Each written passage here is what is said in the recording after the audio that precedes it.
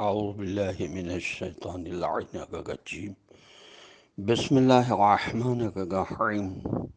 السلام علیکم ورحمۃ اللہ وبرکاتہ۔ اللہ تبارک و تعالیٰ کا شکر ہے کہ میں علی احمد کراچی سے آپ کی خدمت میں اس وقت پارہ نمبر 16 کے ربع نمبر 2 کی آیات الحمدللہ میں تلاوت کر چکا ہوں۔ اب اس کا ترجمہ جو علامہ سید ذیشان حیدر جوادی صاحب نے کیا ہے وہ میں جماعتوں کے لیے ہدیہ کر رہا ہوں۔ آپ سے گزارش ہے کہ پارہ نمبر 16 کی ربع نمبر 2 کی آیات کو اپنے سامنے رکھیں اور ترجمہ سنیں۔ انشاءاللہ اگر آپ نے یہ مشق جاری رکھی تو خدا کا شکر ہے کہ میرا اپنا تجربہ ہے کہ آپ کافی حد تک قرآنی آیات کا ترجمہ کرنا خود سیکھ جائیں گے۔ انشاءاللہ آپ ہمت کریں، اور اگر خدا نے مدد کی، امام زمانہ عجل اللہ تعالی فرجہ شریف کی تائید آپ کو حاصل رہی تو آپ انشاءاللہ اس کام میں بہت جلد ترقی کریں گے، اور یہ مرحلہ آپ کے لیے بہت آسان ہو جائے گا کہ آپ قرآن آیات کا ترجمہ خود کرنے لگیں۔ بسم اللہ الرحمن الرحیم۔ اس نے کہا کہ اسی طرح آپ صلی اللہ علیہ وسلم کے پروردگار کا ارشاد ہے کہ میرے لیے یہ کام آسان ہے، اور اس لیے کہ میں اسے لوگوں کے لیے نشانی بنا دوں اور اپنی طرف سے رحمت قرار دے دوں۔ اور یہ بات طے شدہ ہے۔ پھر وہ حاملہ ہو گئیں اور لوگوں سے دور ایک جگہ چلی گئیں۔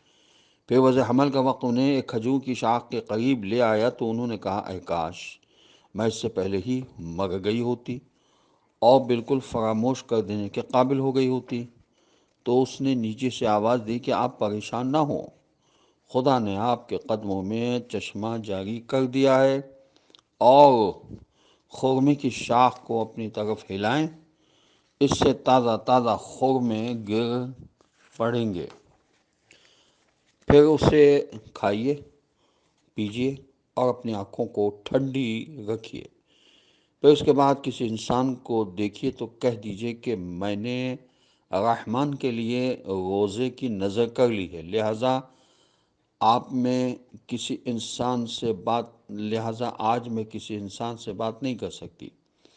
اس کے بعد مریم سلام اللہ علیہا بچے کو اٹھائے ہوئے قوم کے پاس آئیں تو لوگوں نے کہا، مریم یہ تم نے بہت برا کام کیا ہے۔ ہارون کی بہن تمہارا باپ برا آدمی نہ تھا اور نہ تمہاری ماں بد کردار تھی۔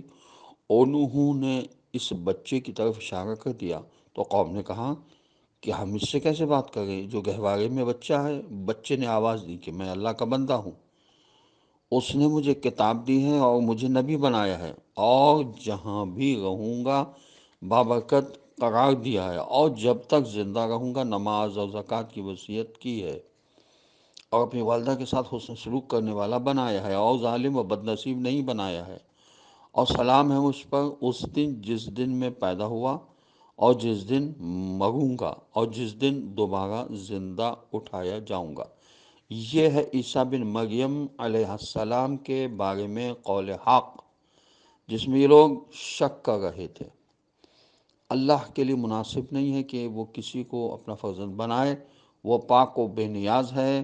جب کسی بات کا فیصلہ کر لیتا ہے تو اس سے کہتا ہے کہ ہو جا، اور وہ چیز ہو جاتی ہے۔ اور اللہ میرا اور تمہارا دونوں کا پروردگار ہے، لہٰذا اس کی عبادت کرو، اور یہی صراط مستقیم ہے۔ پھر مختلف گروہوں نے آپس میں اختلاف کیا، اور ویل ان لوگوں کے لیے ہے جنہوں نے کفر اختیار کیا، اور انہیں بڑے سخت دن کا سامنا کرنا ہوگا۔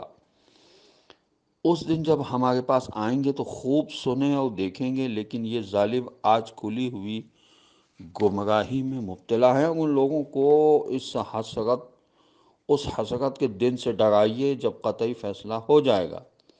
اگرچہ یہ لوگ غفلت کے عالم میں پڑے ہوئے ہیں اور ایمان نہیں لا رہے ہیں، بے شک ہم زمین اور جو کچھ زمین پر ہے سب کے وارث ہیں، اور سب ہماری ہی طرف پلٹا کر لائے جائیں گے۔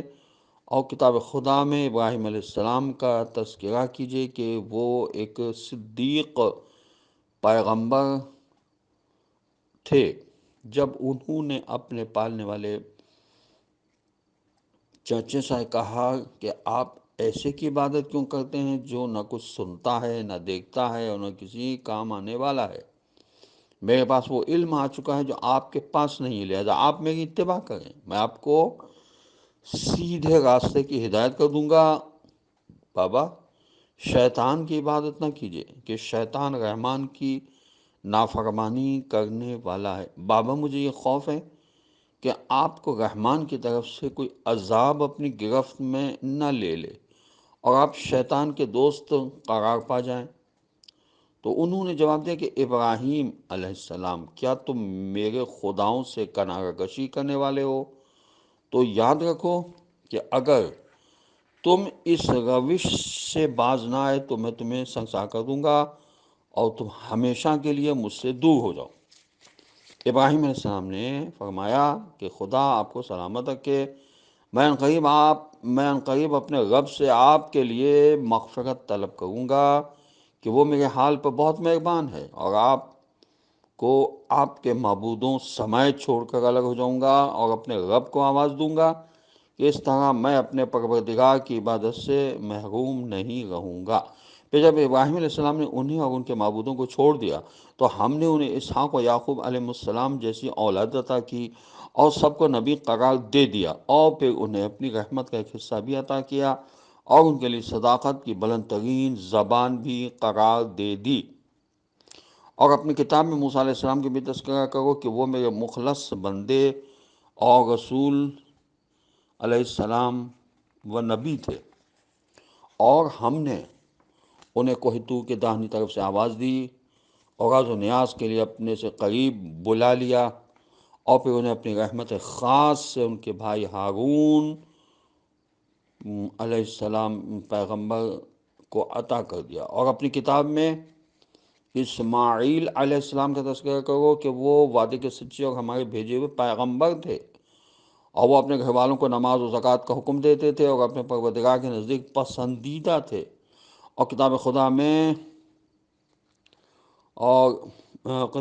میں ادریس علیہ السلام کا بھی تذکرہ کرو کہ وہ بہت زیادہ سچے پیغمبر تھے، اور ہم نے ان کو بلند جگہ تک پہنچا دیا ہے۔ یہ سب وہ انبیاء علیہ السلام ہیں جن پر اللہ نے نعمت نازل کی ہے، ذریت آدم علیہ السلام میں سے اور ان کی نسل میں سے، جن کو ہم نے نوح علیہ السلام کے ساتھ کشتی میں اٹھایا ہے، اور ابراہیم و اسرائیل علیہ السلام کی ذریت میں سے، اور ان میں سے جن کو ہم نے ہدایت دی ہے اور انہیں منتخب بنایا ہے کہ جب ان کے سامنے رحمان کی آیتیں پڑھی جاتی ہیں تو روتے ہوئے سجدے میں گر پڑتے ہیں۔ پھر ان کے بعد ان کی جگہ پر وہ لوگ آئے جنہوں نے نماز کو برباد کر دیا اور خواہشات کے اتباع کر لیا، پس عنقریب اپنی گمراہی سے جا ملیں گے، علاوہ ان کے جنہوں نے توبہ کر لیا اور ایمان لے آئے اور عمل صالح کیا کہ وہ جنت میں داخل ہوں گے اور ان پر کسی طرح کا ظلم نہیں کیا جائے گا۔ ہمیشہ رہنے والی جنت جس کا رحمان نے اپنے بندوں سے غیبی وعدہ کیا ہے، اور یقیناً اس کا وعدہ سامنے آنے والا ہے۔ اس جنت میں سلام کے علاوہ کوئی لغو آواز سننے میں نہ آئے گی، اور انہیں صبح و شام رزق ملتا رہے گا۔ یہی وہ جنت ہے جس کا وارث ہم اپنے بندوں میں متقی افراد کو قرار دیتے ہیں۔ اور اے پیغمبر صلی اللہ علیہ وسلم، ہم فرشتے آپ کے پروردگار کے حکم کے بغیر نازل نہیں ہوتے ہیں۔ ہمارے سامنے یا پس پشت یا اس کے درمیان جو کچھ ہے سب اس کے اختیار میں ہے، اور آپ صلی اللہ علیہ وسلم کا پروردگار بھولنے والا نہیں ہے۔ وہ آسمان و زمین اور جو کچھ ان کے درمیان ہے سب کا مالک ہے، لہذا اس کی عبادت کیجیے اور اس عبادت کی راہ میں صبر کیجیے۔ کیا آپ کے علم میں اس کا کوئی ہم نام ہے؟ اور انسانی کہتا ہے کہ کیا جب ہم مر جائیں گے تو دوبارہ زندہ کر کے نکالے جائیں گے؟ کیا یہ اس بات کو یاد نہیں کرتا ہے کہ پہلے ہم نے ہی اسے پیدا کیا ہے جب یہ کچھ نہیں تھا؟ اور آپ صلی اللہ علیہ وسلم کے رب کی قسم، ہم ان سب کو اور ان کے شیاطین کو ایک جگہ اکٹھا کریں گے، پھر سب کو جہنم کے اطراف گھٹنوں کے بل حاضر کریں گے، پھر ہر گروہ سے ایسے افراد کو الگ کر لیں گے جو رحمان کے حق میں زیادہ نافرمان تھے۔ پھر ہم ان لوگوں کو بھی خوب جانتے ہیں جو جہنم میں جھونکے جانے کے زیادہ سزاوار ہیں۔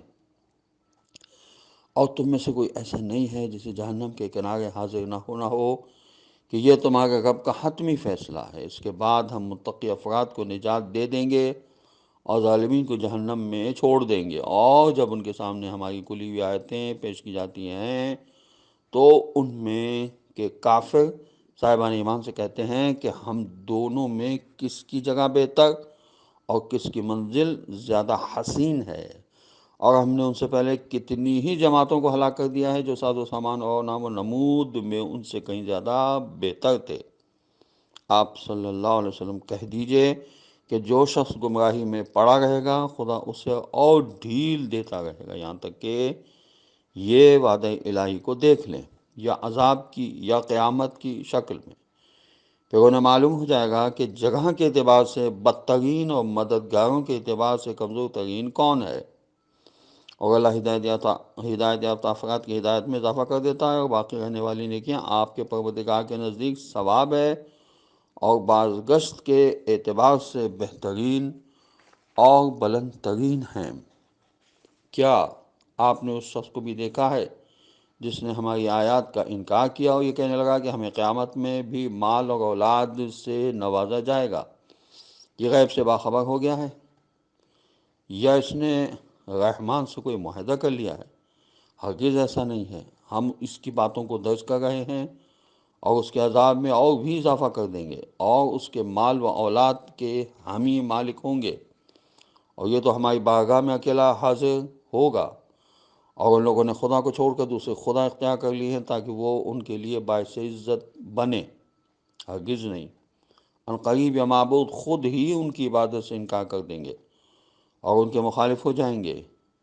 کیا تم نے نہیں دیکھا کہ ہم نے شیاطین کو کافروں پر مسلط کر دیا ہے اور وہ ان کو بہکاتے رہتے ہیں؟ آپ صلی اللہ علیہ وسلم ان کے بارے میں عذاب کی جلدی نہ کریں، ہم ان کے دن خود ہی شمار کر رہے ہیں۔ قیامت کے دن ہم صاحبان تقوی کو رحمان کی بارگاہ میں مہمانوں کی طرح جمع کریں گے اور مجرمین کو جہنم کی طرف پیاسے جانوروں کی طرح ڈھکیل دیں گے۔ اس وقت کوئی شفاعت کا صاحب اختیار نہ ہوگا، اس وقت کوئی شفاعت کا صاحب اختیار نہ ہوگا مگر وہ جس نے رحمان کی بارگاہ میں شفاعت کا عہد لے لیا ہے۔ اور یہ لوگ کہتے ہیں کہ رحمان نے کسی کو اپنا فرزند بنا لیا ہے۔ یقیناً تم لوگوں نے بڑی سخت بات کہی ہے۔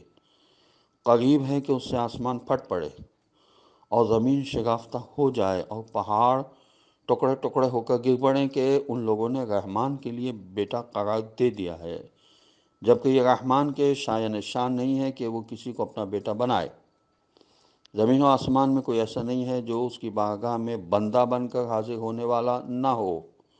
خدا نے سب کا احصا کر لیا ہے اور سب کو باقاعدہ شمار کر لیا ہے، اور سبھی کل روز قیامت اس کی بارگاہ میں حاضر ہونے والے ہیں۔ بے شک جو لوگ ایمان لائے اور انہوں نے نیک اعمال کیے، ان قریب رحمان لوگوں کے دلوں میں ان کی محبت پیدا کر دے گا۔ بس ہم نے اس قرآن کو تمہاری زبان میں اس لیے آسان کر دیا ہے کہ تم متقین کو بشارت دے سکو اور جھگڑالو قوم کو عذاب الہی سے ڈرا سکو۔ اور ہم نے ان سے پہلے کتنی ہی نسلوں کو برباد کر دیا ہے، کیا آپ ان میں سے کسی کو دیکھ رہے ہیں یا کسی کی آہٹ بھی سن رہے ہیں؟ السلام علیکم ورحمۃ اللہ وبرکاتہ۔